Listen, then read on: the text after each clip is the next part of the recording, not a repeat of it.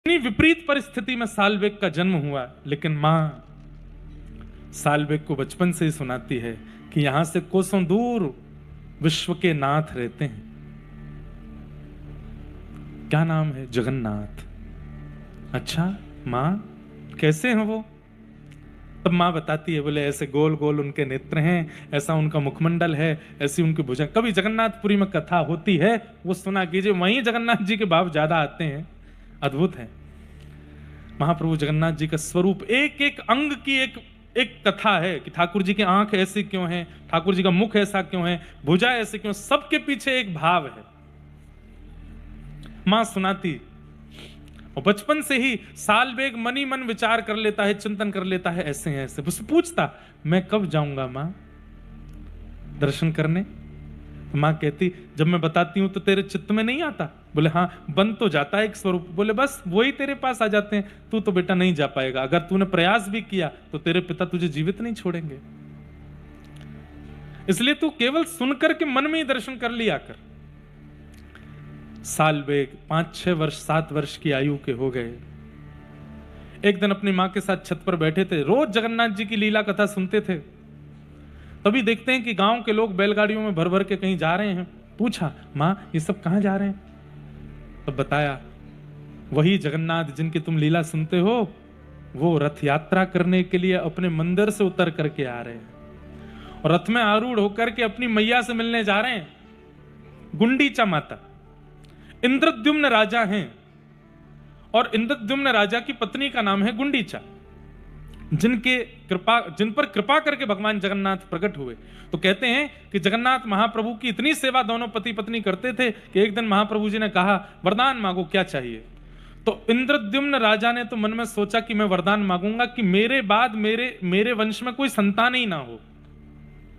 और पत्नी सोच रही थी कि मैं इनसे मांगूंगी कि मेरे को एक संतान हो जाए।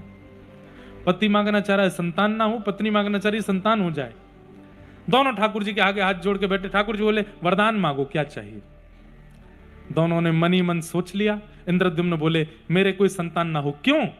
क्योंकि मैं ये नहीं चाहता कि आगे चलकर के नाथ मेरी संतति आपकी सेवा ना करे, क्योंकि ये होगा, मैं इतना वैभव देकर के जाऊंगा, कहीं ना कहीं मेरे संतानों में ये भावना आ जाएगी और वो आपकी सेवा नहीं करेंगे, तो मुझे बहुत कष्ट होगा, पीड़ा होगी कि मेरे संतान आपकी सेवा नहीं कर रहे।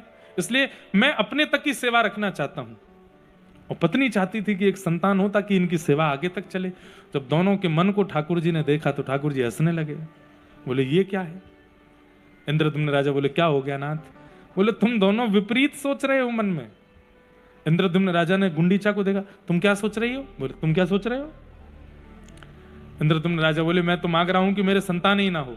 गुंडीचा बोली, मैं मांग रही हूं कि संतान हो। ठाकुर जी की ओर देखा, नाथ आप इसकी मत सुनो, संतान मत देना। गुंडीचा बोली, इनको क्या पता है, मैं आपसे कह रही हूं नाथ, एक संतान होनी चाहिए हमको। भगवान बोले, भैया देखो, रुको, लड़ो नहीं, तुम दोनों की भावना पूरी हो ये संभव नहीं। पत्नी पति दोनों जब चाहेंगे तभी तो ये भावना पूर्ण हो सकती है। इंद्रद्युम्न बोले, नहीं मुझे तो ये चाहिए नहीं। गुंडीचा बोली, मेरी भी जिद यही चाहिए। तब ठाकुर जी बोले, अब तो एक ही काम होगा। बोले, क्या? दोनों की इच्छा पूरी करने का एक ही उपाय है। बोले, क्या? आपको चाहिए संतान ना हो, आपको चाहिए संतान हो, तो एक काम करते हैं। बोले, क्या? अब मैं ही आपकी संतान हूं, मैं ही आपका लाला हूं, मैं ही आपका पुत्र हूं, मुझे ही पुत्र रूप में स्वीकार करो। गुंडीचा प्रसन्न तो हो गई, लेकिन भावुक हृदय से बोली, नाथ आप मेरे पुत्र तो बन गए, पर पुत्र तो सदा गोद में रहता है, पुत्र तो घर में रहता है, आप तो मंदिर में बैठे हो। ठाकुर जी बोले, भैया अब थोड़ा मैंने आपके लिए किया, अब थोड़ा आप मेरे लिए करो कि 365 दिन में से 15 दिन घटा करके बाकी दिन तो मैं मंदिर में रहूंगा, लेकिन साल के 15 दिन के लिए मैं रथ में बैठ करके गुंडीचा आऊंगा और वहां आकर के जैसा एक बालक का व्यवहार स्वभाव होता है वो सब निर्वहन करूंगा। अपनी मैया के पास आऊंगा, मैया की गोद में बैठूंगा, वहां मैं परमात्मा ना बन करके आपका लाला बन करके आपके साथ रहूंगा। इसलिए ठाकुर जी की रथ यात्रा होती है और महाप्रभु जगन्नाथ जी अपनी मैया से मिलने जाते हैं। यही कथा सुन रहा है कौन? साल्वेग। और कहने लगा कि ठाकुर जी अपनी मैया से मिलने जाते हैं। बोले, हाँ मां, मैं देख लूं जाके, एक बार देख लूं कैसे लगते हैं वो। जिद करने लगे तो साल्वेग की मां बोली, तुम चले जाओ, लेकिन बेटा लौट के आओगे तो शायद मैं जीवित नहीं मिलूंगी, क्योंकि तुम्हारे पिता को पता चलेगा तो मुझे जीवित नहीं छोड़ेंगे। साल्वेग एक चक्र में फंस गए, क्या करूं। तब साल्वेग ने मां से पूछा किस दिशा में है जगन्नाथपुरी। तब मां ने दक्षिण की ओर, उनके घर से दक्षिण की ओर इशारा किया, इस दिशा में है। उस दिशा में खड़े होकर के साल्वेग ने इस स्तुति को गाया। अहे नील शैल प्रबल मत वरण, प्रबल मत वरण, मुआरत नननी बनकु कर दलन। अहे नील शैल, उड़िया भाषा में है। गजराज चिंता कला, थाई घोर जलेन। गजराज चिंता कला, थाई घोर जलेन। चक्र पेशी नक्र नाशी, उधरी लयापन। क्या कह रहे हैं? जैसे कोई मित्र अपने दूसरे मित्र के घर के बाहर खड़े होकर ललकारता है उसको, ए पागल कहां घुसा बैठा है, बाहर आ। ऐसे साल्वेग कह रहा है, ओ नीलाचल पर्वत के मतवाले हाथी जगन्नाथ, नीलाचल पर्वत पर तुम रहते हो। मतवाले हाथी क्यों कहा? बोले जब तुम मंदिर से उतर करके नीचे आते हो तो हाथी की तरह ही आते हो, ऐसे जैसे हाथी की गजगामनी चाल होती है। बंधुओं, जब महाप्रभु जगन्नाथ जी रथ की ओर जाते हैं ना, उस समय उनका दृश्य देखने लायक होता है। एक पाश में बांधे होते हैं रस्सी में, उससे पकड़ के खींचते हैं उनको, और लुढ़कते फुड़कते महाराज सीढ़ियों पे कूद कूद करके ठाकुर जी आते हैं नीचे। अद्भुत दृश्य। एक गज की तरह उतरते हैं ठाकुर जी। एक भाव तो इसलिए गज कहा, दूसरा किस लिए गजेंद्र कह रहा हूं? बोले गज का स्वभाव होता है कि वो कमल तंतु को पकड़ करके रौंद देता है। हे नाथ, मोह आरत, मेरे जितने भी पाप हैं जिसके कारण मैं कालवेग का पुत्र हूं, वो सारे पापों को हे गजेंद्र मेरे हृदय से निकाल करके नष्ट कर दीजिए ना। मोह आरत नलनी बनकु कर दलन। अच्छा नहीं बुलाओगे मुझे तो फिर गजराज पर कृपा क्यों की? गजराज चिंता कला, थाई घोर जलेन। चक्र पेशी नक्र नाशी, उधरी लयापन। कुरु सभा तले सुनी, द्रौपदी नयपन। कुरु कौरवों की सभा में द्रौपदी निर्वस्त्र हो रही थी, तब आप वस्त्र बनकर के आगे उसकी रक्षा करने गजेंद्र को उसके ग्राहक के पैर से बचा, मुख से बचा करके ले गए। विभीषण पर आपने कृपा की, उन पर कृपा की, मुझ पर कृपा क्यों नहीं कर रहे हो? तो अंतिम स्तुति के भाव में मानो साल्वेग ने ठाकुर जी को थोड़ा सा छेड़ दिया। क्या कहता है? कहे साल्वेग हीन जाति रे मु यवन। ओहो, समझ गया, इसलिए कृपा नहीं कर रहे हो क्योंकि मैं यवन जाति में जन्मा। पर मेरी और कोई इच्छा नहीं, केवल एक इच्छा है। क्या? श्रीरंगा चरण तले, श्रीरंगा चरण तले करु अच्छी अपन। श्री रंग के चरणों में केवल अपने मन को अर्पित करना चाहता हूं, और कुछ इच्छा नहीं है नाथ। मैं छूंगा नहीं आपको क्योंकि मैं अपवित्र हूं, मैं यवन कुल में जन्मा हूं।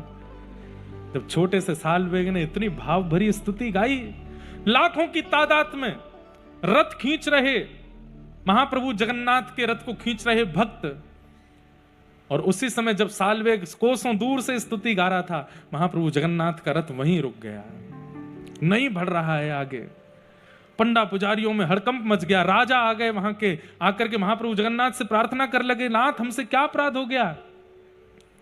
ठाकुर जी के नेत्र सजल हो गए। स्वप्न में ठाकुर जी राजा, आज भी वहां के राजा को भावना में, मन में, स्वप्न में आज्ञा करते हैं। उसके भावना में आज्ञा कर दी, मेरा एक भक्त मुझे पुकार रहा है, जब तक वो इस सभा में नहीं आएगा, रथ यात्रा में नहीं आएगा, मेरा रथ आगे नहीं बढ़ेगा, उसको लेकर के आओ। कौन है, कहां है, किस नाम से? ठाकुर जी दिशा बता रहे हैं, एड्रेस बता रहे हैं। उस दिशा में इतनी दूरी पर सालवेग नाम का एक व्यक्ति, उसका पुत्र है सालवेग, उसको लेके आओ। राजा ने सेना भेजी कोसों दूर, 3 दिन तो सेना को पहुंचने में लगे। वहां जाकर के पूछा कहां है सालवेग। मां ने कहा क्यों ले जा रहे हो? बोले महाप्रभु जगन्नाथ बुला रहे हैं इनको। पालकी में सालवेग को बैठाया। सालवेग बोला मैं अकेला नहीं जाऊंगा, एक पालकी और लाओ, मेरी मां को भी लेके चलो। दूसरी पालकी में मां को बिठाया और लेकर के जा रहे हैं। लाखों की तादाद में लोग प्रतीक्षा कर रहे हैं। महाप्रभु जगन्नाथ का रथ रुक गया है, स्थिर हो गया है। और तभी देखते हैं उस सभा में, उस रथ यात्रा की भीड़ में सैनिकों का आगमन होता है और पालकी में बैठा छोटा सा सालवेग देख रहा है कहां है जगन्नाथ, पूछ रहा है कहां है मेरे जगन्नाथ। किसी ने इशारा करके कहा वो सामने नंदी घोष रथ दिखाई दे रहा है, उसी के भीतर बैठे महाप्रभु जगन्नाथ। जैसे ही सालवेग ने पालकी से जगन्नाथ जी को देखा, नंदी घोष रथ के ऊपर बैठे हुए महाप्रभु जगन्नाथ ऐसे झूमने लगे, आनंदित हो गए। पुजारियों को कहने लगे जल्दी करो, देरी मत करो, अब मुझसे रुका नहीं जा रहा, इसको जल्दी पालकी से उतार के लाओ, मेरे हृदय से लगा दो, मैं तड़प रहा हूं इससे मिलने के लिए। पालकी से सालवेग को नीचे उतारा। सालवेग का रोम रोम कंपित हो रहा है।